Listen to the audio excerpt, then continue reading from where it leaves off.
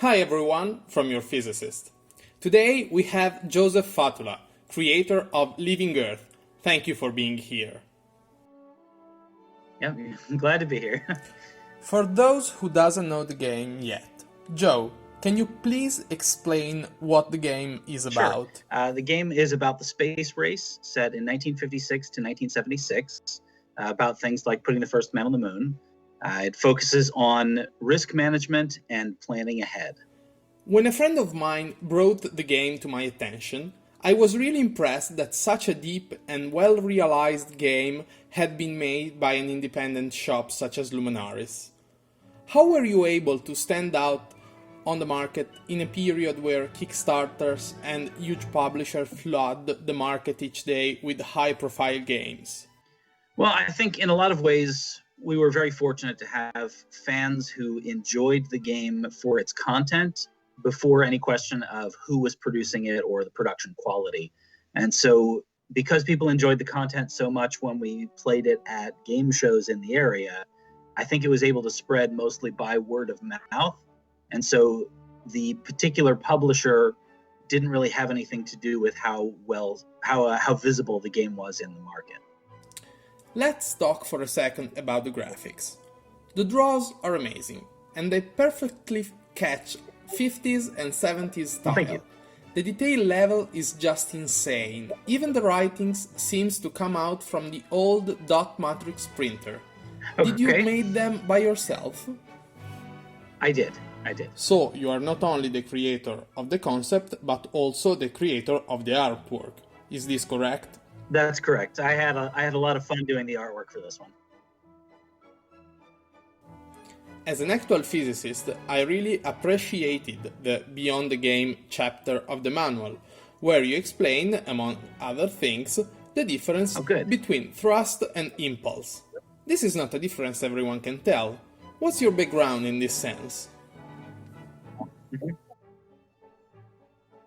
Mostly a lot of reading on the internet.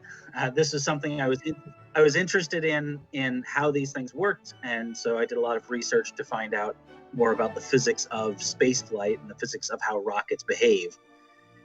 One of the biggest tasks in designing the game was taking the large amount of physics that go on in how spaceflight works and trying to distill it down to the smaller, most important pieces that mattered for the game experience. And where did you find all the data in order to assign the values to both the rocket thrust and the tile's difficulties? So those came from many different sources. The delta V needed to get from one place in the solar system to another is something I found published a number of different places online. So that was fairly easy to find. The rockets themselves in the game, I didn't design them to use the same numbers as real historical rockets. I designed them to cause players to have real life behaviors in the game. So for example, one of the goals I had was to make an Apollo style mission a practical way of getting to the moon in the game, where you would leave someone behind in lunar orbit, descend to the moon, come back and rendezvous with your lunar capsule. Because I wanted to have that as an actual behavior in the game that made sense, I chose the numbers for the rockets so that balanced out. So the rocket thrusts and such were designed to cause the behavior that I wanted to see to make historical behavior, where the difficulty to get from one planet to another were based on the actual delta V's needed in the solar system. So you assign certain values both to be historically correct and to make the game playable, right? Correct.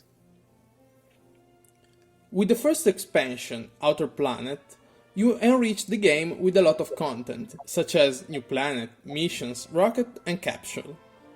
Despite all of this, the thing I liked the most was the introduction of the Slingshot Effect.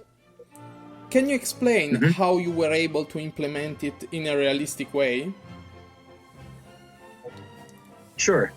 So the slingshot effect if you were calculating the actual orbits in the game, the slingshots would arise naturally from the interaction between the spacecraft and the gravitational pull of the planets. But in Leaving Earth, there are no orbits to actually calculate. There are no orbital trajectories to follow. All of those are baked into the game already. They're pre-chosen for you. So the slingshot effect in the game, the only remaining aspect that it could really have was to allow easier travel at limited times. And so that aspect was just a matter of choosing years on the calendar to say, these are the years when you can actually travel, and these are the other ones when you can't. So it's much simpler than trying to find a slingshot, of course, than in real life. Since in the game they're already chosen for you. There's no calculations to be done here. Where in a game where you actually are computing the trajectories, you would discover them yourselves. And this is true for everything beside the 1972, where you used the Voyager travel, right? Yes.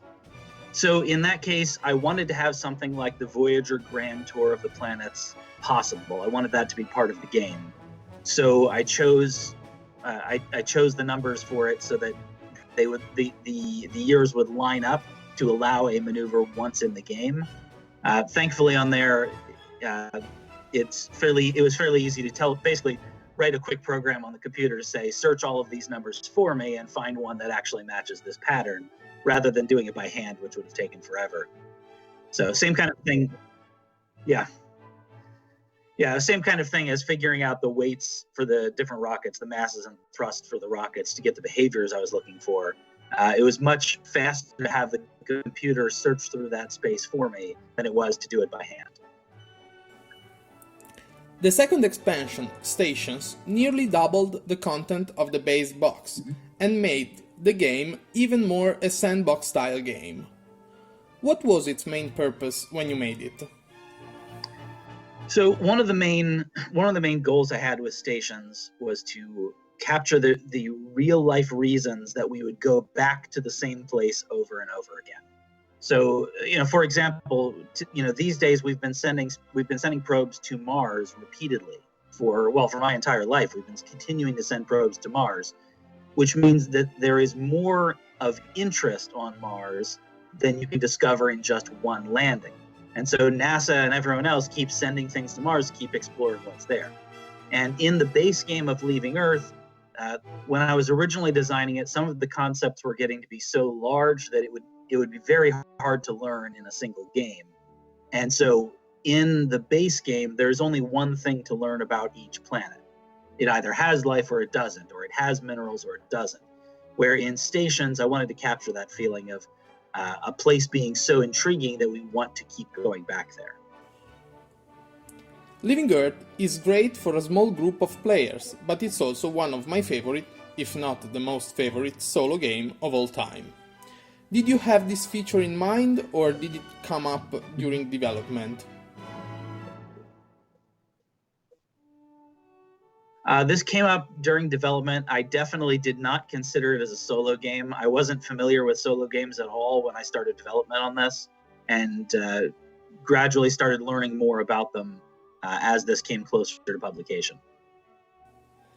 Before switching to something else, I have a thorny question for you. Sure. Who the hell came up with the idea of putting the game in a box with a label that needs to be cut in order to be open?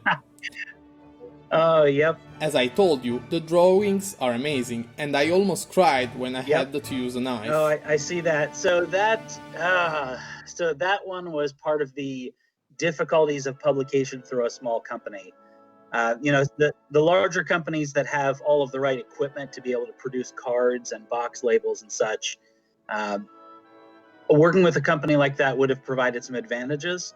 But in this case, we got the game out through a small company, and their ability to produce boxes was very limited. So what you see there was the best compromise I could come up with. I was not happy with it either, but it's what we have. Let's now switch to your actual position. We know you left the Luminaris group. Did they retain the IP for the game? They do retain the IP for the game. Can we hope to see new games in the near future? I'm definitely interested in that. At the moment, I've been mostly concentrated on settling down with a new job and all that. But I'm definitely hoping to get into some new development in the future. Well, Joe, that's it. Thank you for your time, and for anyone interested, I'll leave a link in the description down below, both to Luminari's page and to Board Games Geek. All right, thank you very much. I thank you once again, and for everyone else, see you in the next video. Bye!